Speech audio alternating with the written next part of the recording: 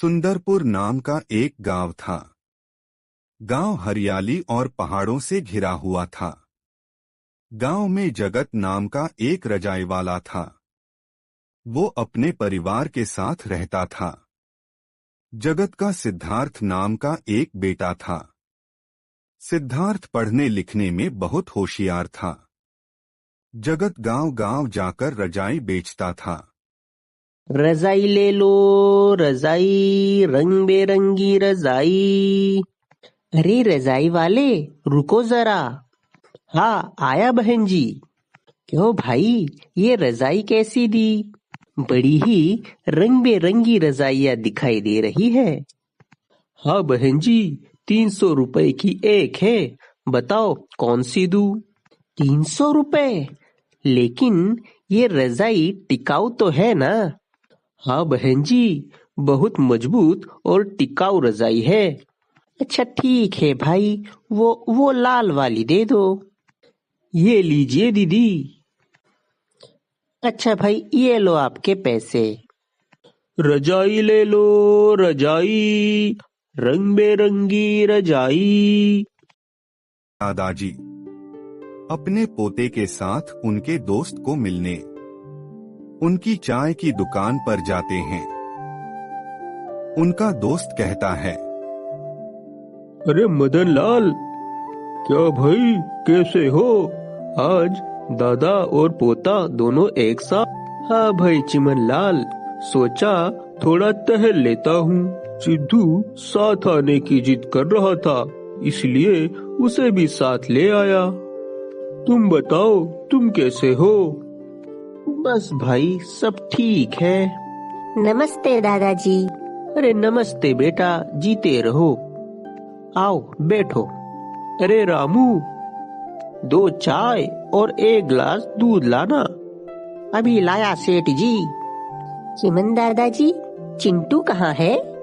अरे बेटा, वो घर पर था, अभी थोड़ी देर में आता ही होगा।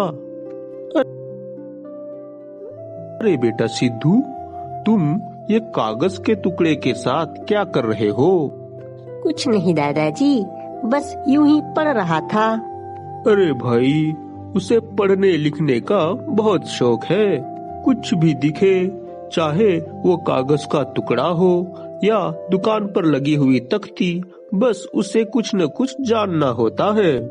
अरे वाह, ये तो बहुत अच्छी आदत है। बच्चों को हमेशा कुछ न कुछ सीखते रहना चाहिए। ये लो, चिंटू भी आ गया। नमस्ते दादाजी। कैसे हो सिद्धू? मैं ठीक हूँ, तुम कैसे हो चिंटू? चलो खेलने चलते हैं। ठीक है, हम अभी आते हैं दादाजी। हाँ बच्चों, जाओ खेलो। क्या बात है चिमन, तुम थोड़ा परेशान से लग रहे हो, कुछ हुआ है क्या? क्या बात है? कुछ नहीं भाई, वो मेरा बेटा है ना। हाँ हाँ, क्या हुआ उसे? क्या कोई तकलीफ है? अरे नहीं नहीं, ऐसी कोई बात नहीं। दरअसल उसे शहर में नौकरी लग रही है। अरे ये तो बहुत खुशी की बात है, उसमें उदास होने जैसा क्या है? वो तो है, लेकिन वो चाहता है कि मैं ये दुकान वगैरह बेचकर उसके साथ शहर चलूं और उसी के साथ वहीं पर रहूं। अब इस उम्र में ये गांव छोड़ने का दिल नहीं मानता। सही है चिमन, लेकिन क्या कर सकते हैं, जहां हमारे बच्चे रहेंगे हमें भी वहीं पर रहना पड़ेगा। आखिर उनके भविष्य का प्रश्न है। अच्छा चलो ठीक है, मैं चलता हूँ अभी। लो, बच्चे भी आ गए। चलो सिद्धू, घर चलते हैं। ठीक है दादाजी। चलो चिंटू, फिर मिलेंगे। ठीक है सिद्धू, फिर मिलते हैं। सिद्धू, हम घर जाने से पहले कुछ सब्जियां ले लेते हैं। ठीक है दादाजी। जगत घर लौटता है और बैठता है। पत्नी कहती है, अरे आ गए आप, ये लीजिए पानी। ये लो सीमा, ये पैसे संभाल के रख दो, मुझे कल रजाई लेने जाना है। ठीक है जी, मैं आपके लिए चाय लेकर आती हूँ। अरे बेटा, आ गए तुम? हाँ पिताजी, और आप दोनों दादा पोता कहाँ से आ रहे हो? हम दोनों घूमने गए थे, आते आते कुछ सब्जियां ले आया। ये लो बहू, ये सब्जियां अंदर रख दो। और सिद्धू, पढ़ाई कैसी चल रही है? ठीक चल रही है पिताजी। अच्छा, अब मुझे ये बताओ कि बड़े होकर तुम क्या बनना चाहते हो? मैं बड़ा होकर डॉक्टर बनना चाहता हूँ। लेकिन डॉक्टर बनने के लिए तुम्हें बहुत पढ़ाई करनी होगी। मैं पढ़ाई के लिए तैयार हूँ पिताजी, है ना दादाजी? हाँ भाई, सही कहा। हमारा सिद्धू डॉक्टर बनने के लिए तैयार है। ये लीजिए चाय, आप भी लो पिताजी। अरे, अभी चिमन के साथ चाय पी थी, कोई बात नहीं, लाओ। दूसरे दिन जगत अपनी पत्नी से कहता है, सीमा, वो पैसे देना तो, मैं जरा रजाई ले आता हूँ। ठीक है जी, ये लीजिए पैसे। ठीक है सीमा, पिताजी अब मैं चलता हूँ। ठीक है बेटा, संभाल कर जाना। जगत साइकिल से रास्ते पर जा रहा होता है। अचानक सामने से गाड़ी आती है और जगत से टकरा जाती है।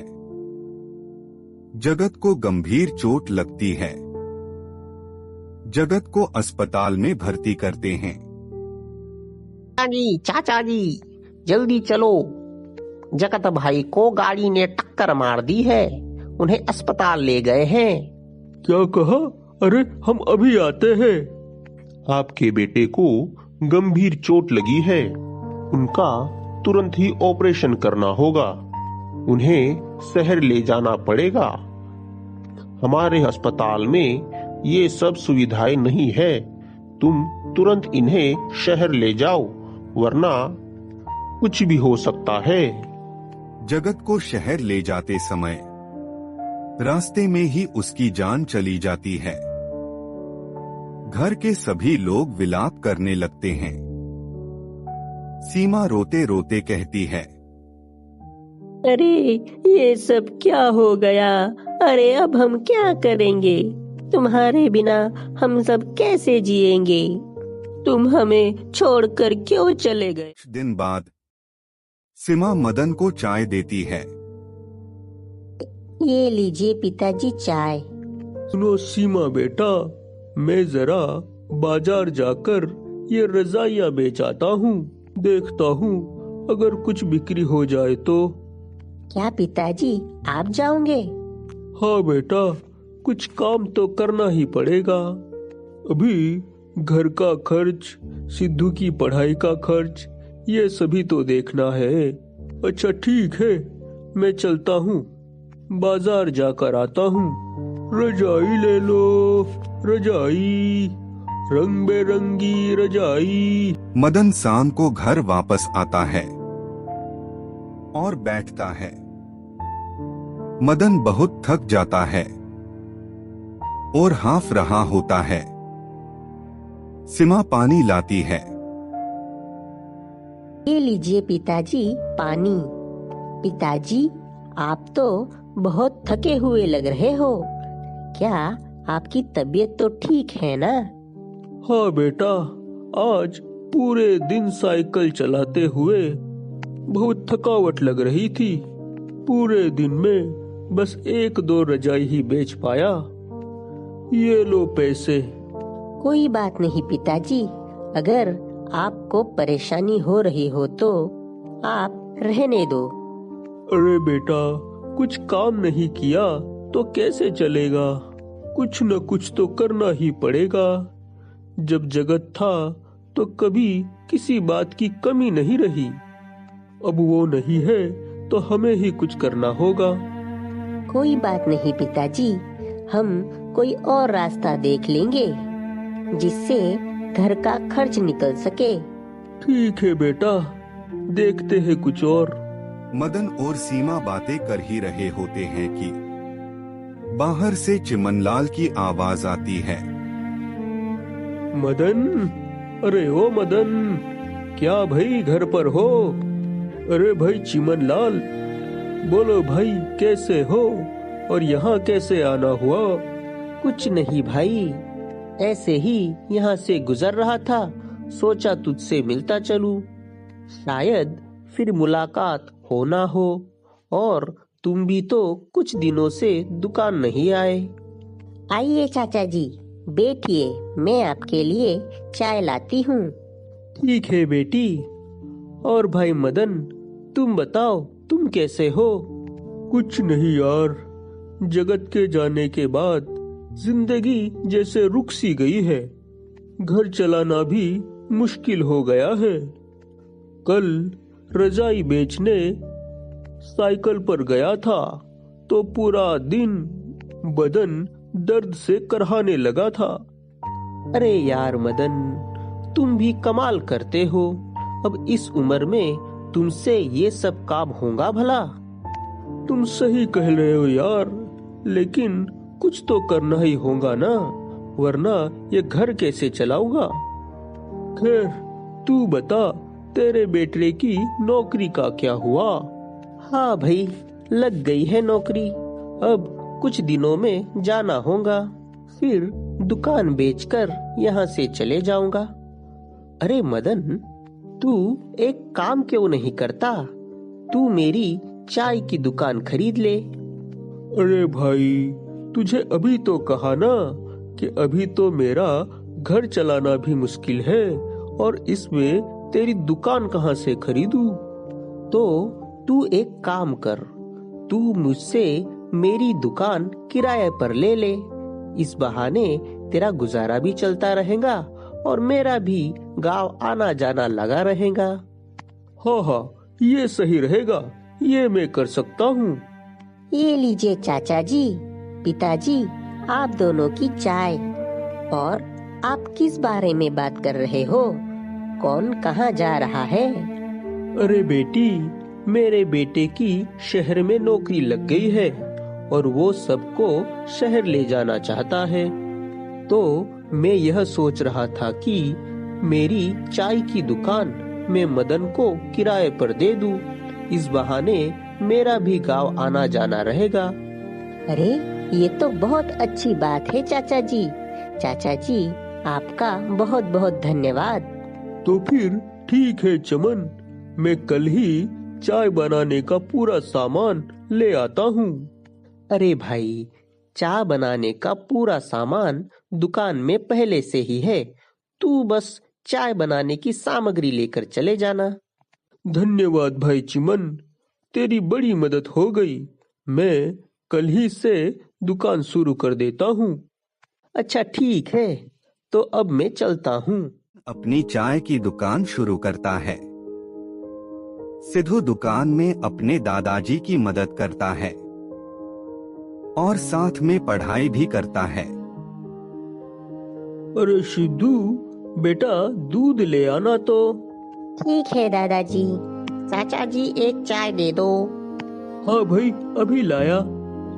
ये लीजिए दादाजी दूध। दादाजी, मैं स्कूल जा रहा हूँ। ठीक है बेटा, ध्यान से जाना। बच्चों, क्या तुम जानते हो कि जब हमारे देश में कोई तकनीकी सुविधा नहीं थी, तब लोगों का इलाज किस तरीके से किया जाता था? कैसे किया जाता था मास्टर जी? अभी आयुर्वेदिक चिकित्सा पद्धति से हर बीमारी का इलाज होता था। मास्टर जी, तो क्या आज भी आयुर्वेदिक चिकित्सा से इलाज किया जा सकता है? हाँ, किया जा सकता है। हम जिस इलाके में रहते हैं, वह पूरा इलाका और पूरा गांव जड़ी बूटी और पहाड़ों से भरा हुआ है।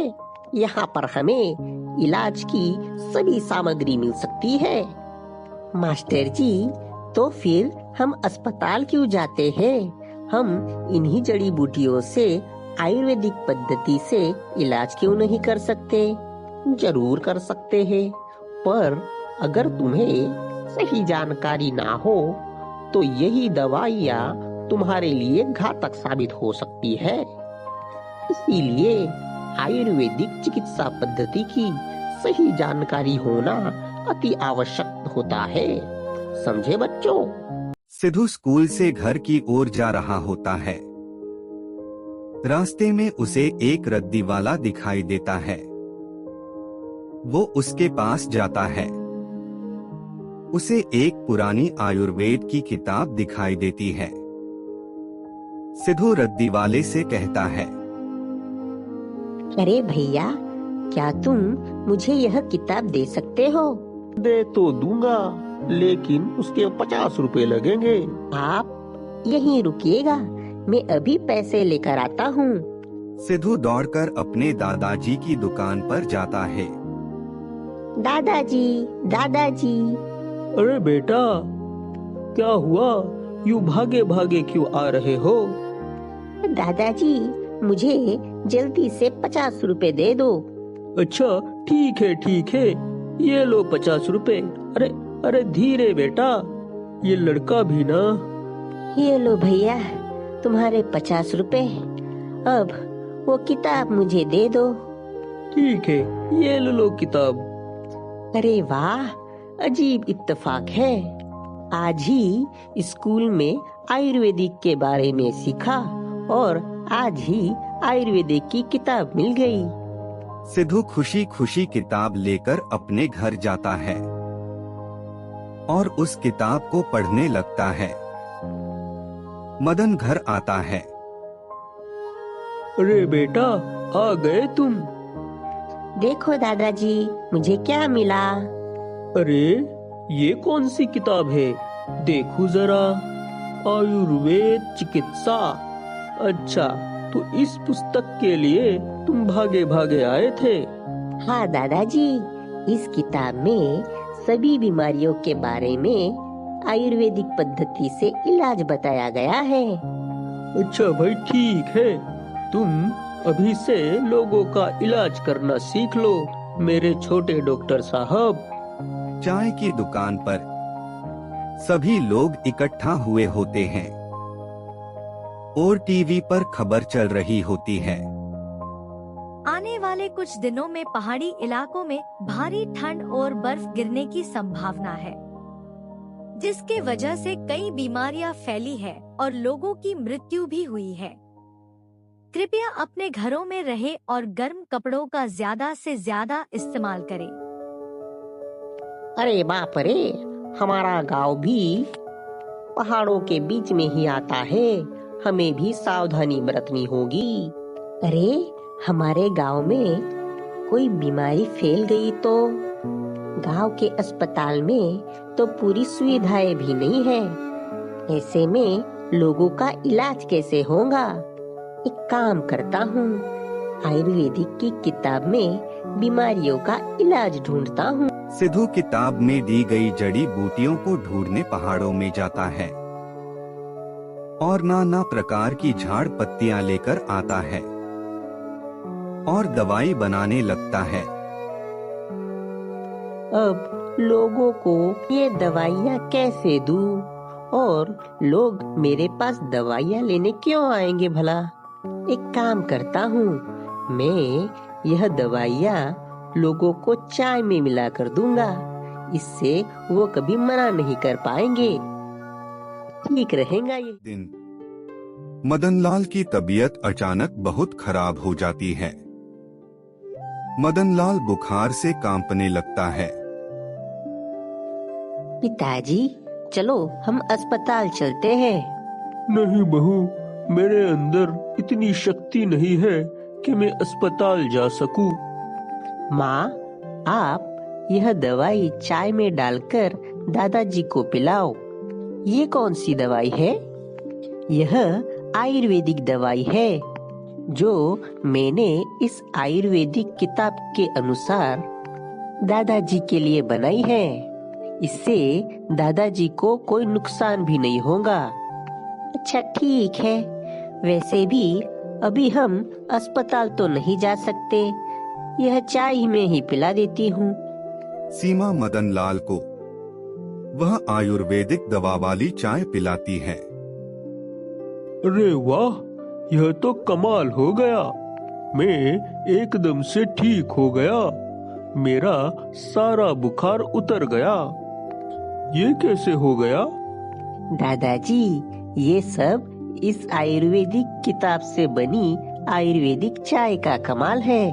वाह बेटा, तुमने तो सचमुच कमाल कर दिया। कुछ दिनों बाद गांव में बर्फबारी के साथ कड़ाके की ठंड पड़ती है। लोग ठंड से बीमार पड़ने लगते हैं। सिद्धू अपने दादाजी से कहता है, दादाजी, आप ये आयुर्वेदिक चाय का पाउडर दुकान में लेकर जाइए। जिसे भी इसकी जरूरत हो उसको पिला दीजिएगा। इससे चाय की बिक्री भी हो जाएगी और लोगों की मदद भी हो जाएगी। अरे चाचा, एक चाय देना तो। अरे क्या हुआ भाई, तुम तो बहुत खांस रहे हो। चाचा, कुछ दिनों से बहुत ही खांसी और जुकाम हो गया है। जा ही नहीं रहा। अस्पताल भी गया था पर कोई फर्क नहीं पड़ा। तुम एक काम करो, तुम ये आयुर्वेदिक चाय पियो और कुछ देर आराम कर लो। इस चाय से तुम्हारी सारी बीमारी छूमंतर हो जाएगी। ठीक है चाचा, दे दो एक चाय। आदमी चाय पीता है। कुछ देर बाद उसका जुकाम और खांसी दोनों ठीक हो जाती है। अरे वाह चाचा, ये तो सचमुच कमाल हो गया। मेरी सारी सर्दी खांसी जुकाम एकदम से चली गई। अरे वाह, ये तो कोई चाय नहीं, चमत्कार है चमत्कार। चलो चाचा, ठीक है, मैं चलता हूँ। अरे वाह, मेरे पोते की बनाई चाय ने तो सच में कमाल कर दिया। मदन खुशी खुशी घर लौटता है। सिद्धू पढ़ाई कर रहा होता है। मदन उसके पास बैठकर उससे कहता है, वाह बेटा सिद्धू, आज तो कमाल हो गया। एक आदमी दुकान पर चाय पीने आया था। उसे बहुत तेज खांसी और जुकाम हुआ था। मैंने तूने बनाई हुई आयुर्वेदिक चाय उसे पिलाई तो वो कुछ ही देर में एकदम से ठीक हो गया। उसकी सारी बीमारी दूर हो गई और वो खुशी खुशी घर गया। सच में तेरी बनाई हुई आयुर्वेदिक चाय ने तो आज कमाल कर दिया।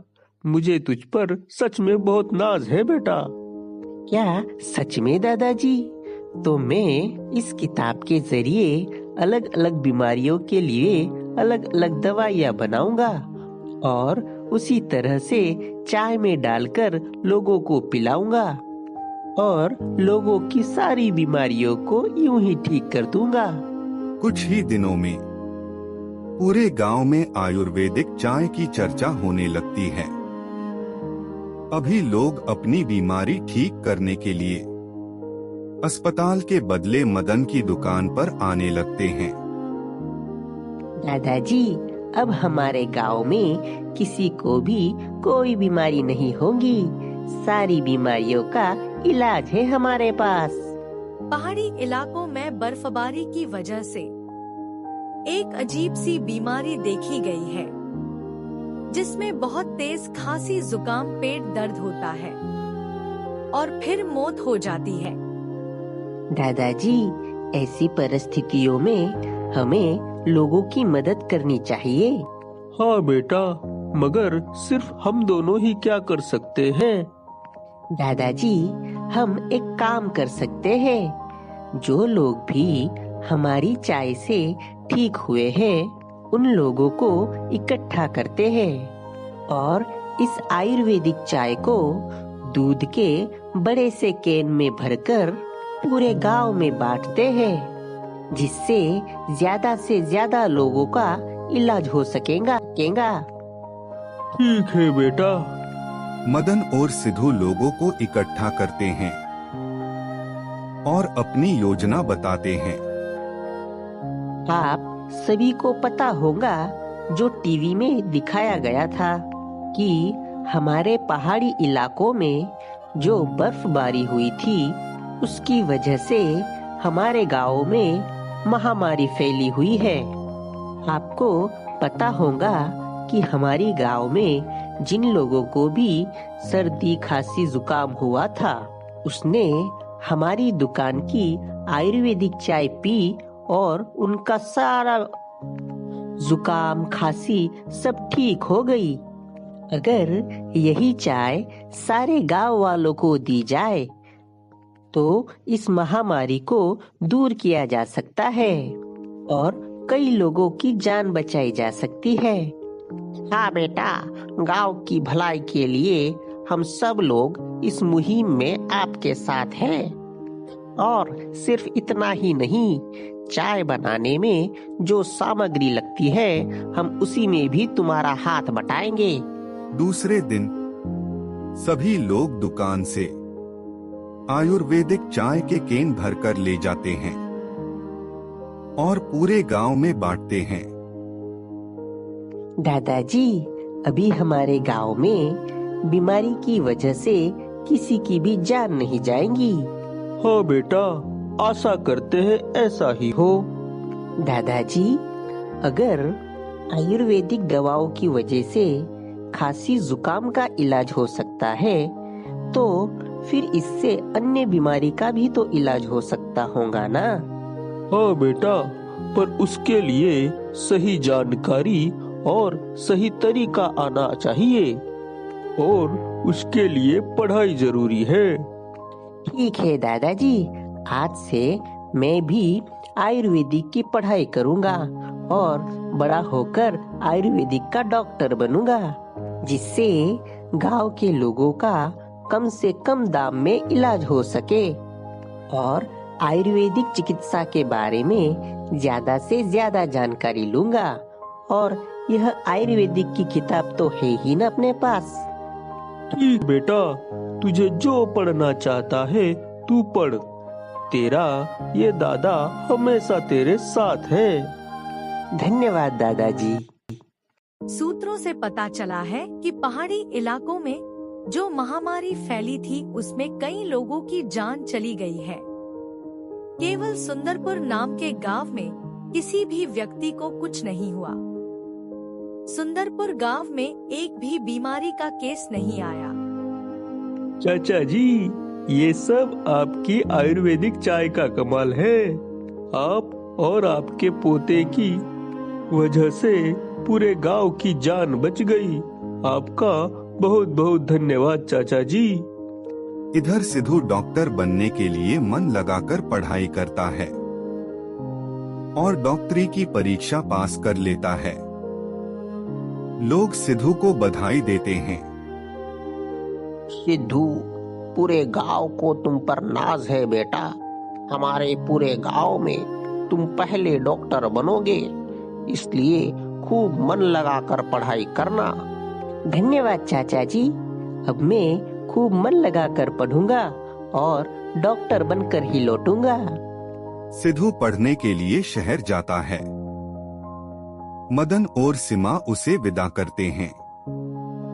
बेटा, अपना ख्याल रखना और मन लगाकर पढ़ना। ठीक है माँ, ठीक है दादाजी, अब मैं चलता हूँ। कुछ सालों बाद सिद्धू डॉक्टर बनकर लौटता है। गांव वाले उसका स्वागत करते हैं। हम गांव वालों को बहुत खुशी हो रही है कि तुम हमारे गांव से पहले डॉक्टर बनकर आए हो। आप सबका बहुत बहुत धन्यवाद। सिद्धू गांव में एक आयुर्वेदिक चिकित्सालय खोलता है और लोगों का बहुत ही कम पैसों में इलाज करता है और अपने इलाके से पहला आयुर्वेदिक डॉक्टर बनता है।